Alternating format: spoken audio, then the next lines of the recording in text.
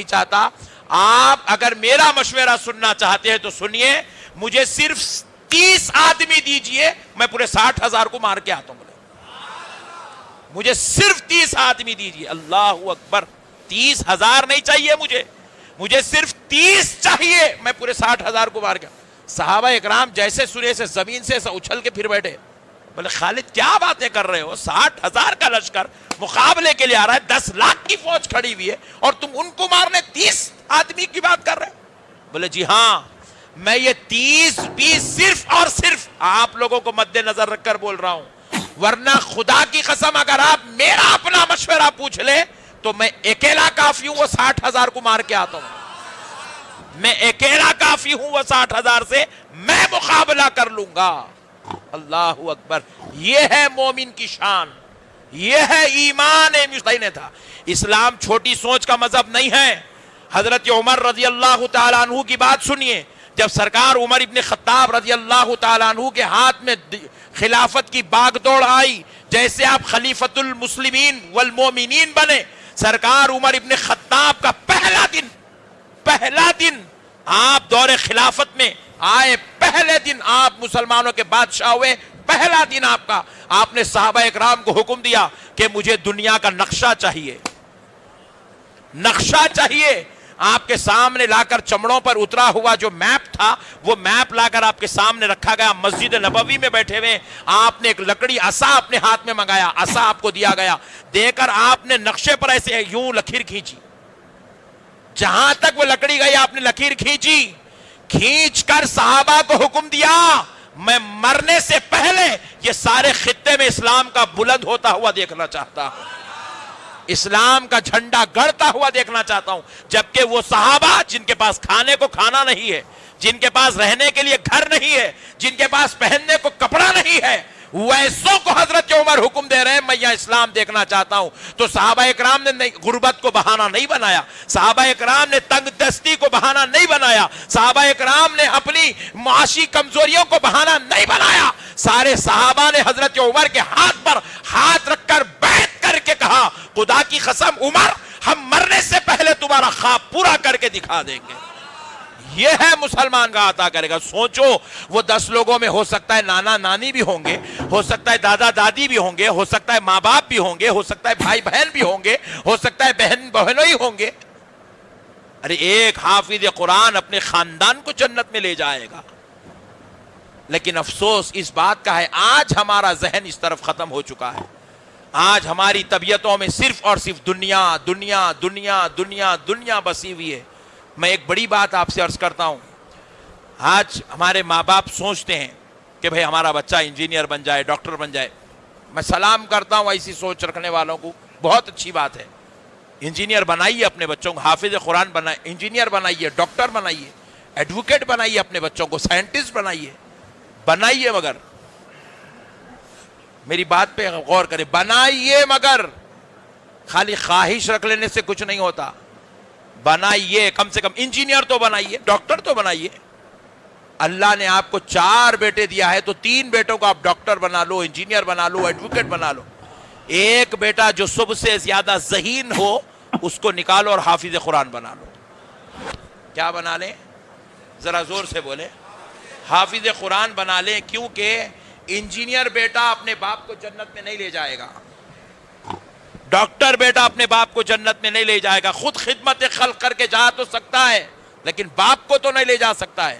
Advocate بیٹا مظلوموں کی مدد کر کے, فری کیس لڑ کے مظلوموں کی مدد کر کے خود تو جنت میں جا سکتا ہے مگر اپنے ماں باپ کو جنت میں نہیں لے جا سکتا. جو ذہین بیٹا ہو اس کو حافظ قرآن بنا لو, وہ خود بھی جنت میں جائے گا, پورے بھائیوں کو, بہنوں کو اور ماں باپ کو بھی جنت میں لے کر جائے گا.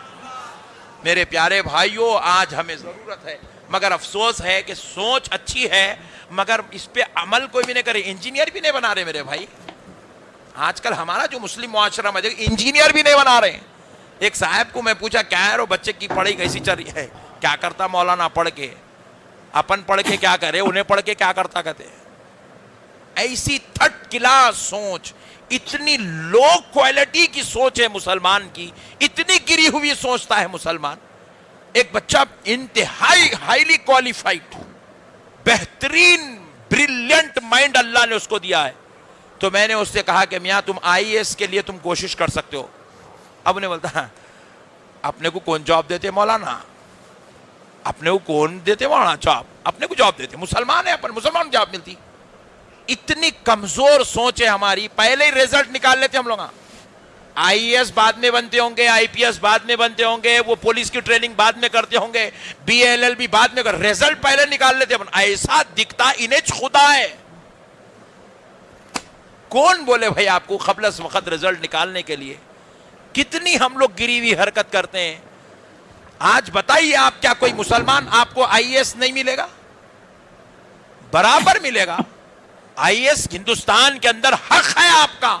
آپ خالی غلط فیصلے کر لیتے ہیں, غلط سوچ لیتے ہیں, اس منزل تک جانے کی کوشش بھی نہیں کرتے, پھر اپنے آپ کو نچلی سطحوں میں رکھ کر سوچتے ہیں, اور پھر اس کے بعد ہم مسلمان ہیں, ہم کو کون جاب دیتا. خدا کی قسم یہ بات بالکل غلط ہے. مسلمان کو اگر کوئی جاب نہیں دیتا تو مسلمان اس ہندوستان کا ناگری ہونے کے ناطے گلہ پکڑ کر اپنا جاب مانگ سکتا ہے. آپ اتنے حقدار ہیں اس ہندوستان میں, آپ اتنے حقدار ہیں ہندوستان کے اندر, آپ کو حق ہے اس ہندوستان کے اندر, اتنی آپ کے اندر قابلیت ہے, آپ کے اندر اگر صلاحیت ہے تو آپ جو ہے گریباں میں اپنے نہ دیکھیں, سامنے والے کی آنکھ میں آنکھ ڈال کر آپ اپنی ملازمت مانگ سکتے ہیں. اللہ نے آپ کو یہ حق دے کر ہندوستان میں رکھا ہے. مگر افسوس کی بات ہے ہم لوگ کوشش ہی نہیں کرتے, پہلے ہی ہم لوگ ڈیسائیڈ کر لیتے ہیں سب بیکار بات آئے گا, چھوڑو. ارے میرے پیارے بھائی, اللہ کے واسطے یہ نچلی سطح کی سوچ اپنے ذہنوں سے نکالیے, بڑی سوچ رکھیے, بڑا دل رکھیے, بڑی بات کریے, بڑی پروگرامنگ کریے, بڑی مینٹیلٹی رکھیے, چلر حرکتہ مت کریے, لوکل مائنڈ یوز مت کریے. اللہ نے آپ کو بڑے درد والا, دل والا, بڑی عقل والا, بڑی سوچ والا, بڑی فہم والا, بڑی فراست والا بنایا ہے. آپ بڑے بنیے.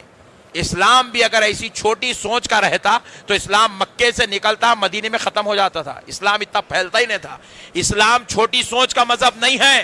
حضرت عمر رضی اللہ تعالیٰ عنہ کی بات سنیے, جب سرکار عمر ابن خطاب رضی اللہ تعالیٰ عنہ کے ہاتھ میں خلافت کی باغ دوڑ آئی, جیسے آپ خلیفۃ المسلمین والمومنین بنے, سرکار عمر ابن خطاب کا پہلا دن آپ دور خلافت میں آئے, پہلے دن آپ مسلمانوں کے بادشاہ ہوئے, پہلا دن آپ کا, آپ نے صحابہ اکرام کو حکم دیا کہ مجھے دنیا کا نقشہ چاہیے, نقشہ چاہیے.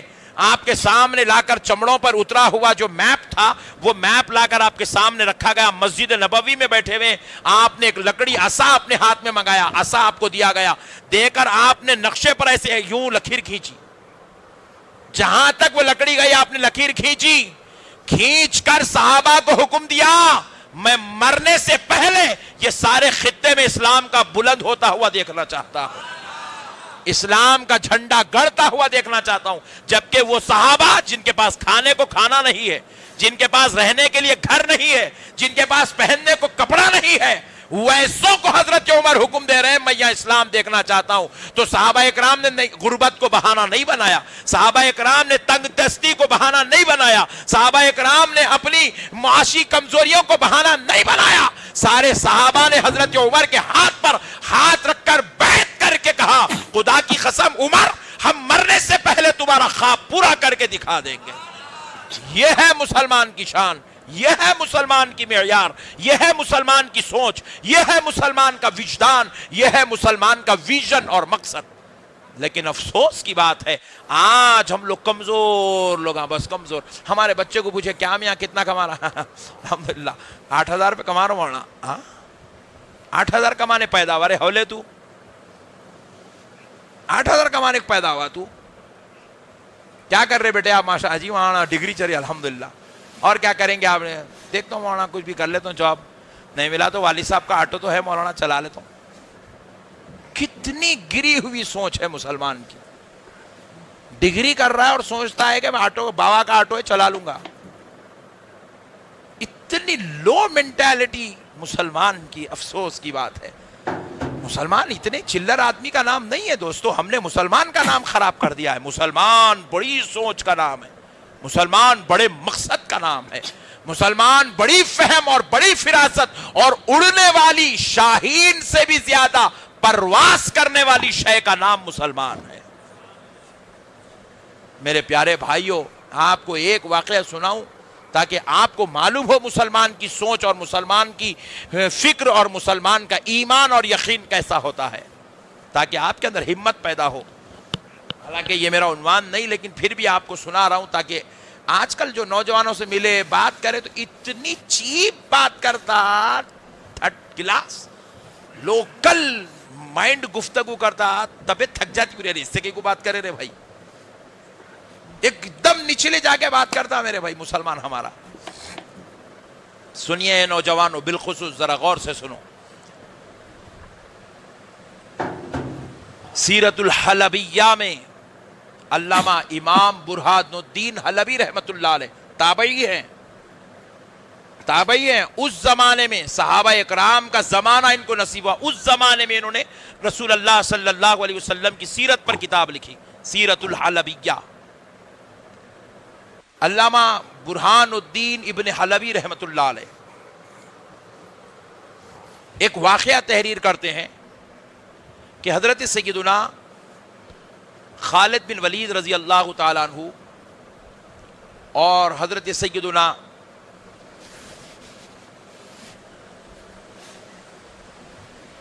ابو سفیان رضی اللہ تعالیٰ عنہ اور دیگر بڑے بڑے جلیل القدر صحابہ اکرام ملک روم کے بادشاہ اور فوج سے مقابلہ کرنے کے لیے مدینہ شریف سے سفر کر کے نکلے، مدینہ شریف سے سفر کر کے نکلے، اور حضرت خالد بن ولید رضی اللہ تعالیٰ عنہ کو اس میں سپہ سالار بنایا گیا تھا، اور آپ سے بڑے اکابر صحابہ اکرام بھی اس وقت موجود تھے، اور ان کے ماتحت حضرت خالد بن ولید رضی اللہ تعالیٰ عنہ اس میدان جنگ میں تشریف لائے تھے۔ تو جلیل القدر اکابر صحابہ اکرام کا ایک مشورہ ہوا،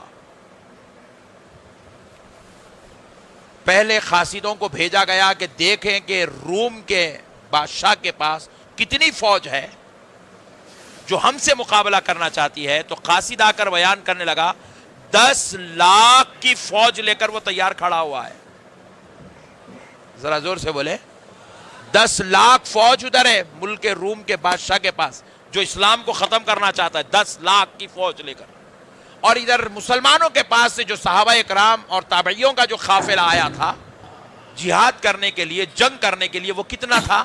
صرف 60,000 فوج کا قافلہ تھا۔ کتنے؟ ادھر 10 لاکھ کھڑے ہوئے ہیں اور ادھر 60,000 ہیں مسلمانوں میں۔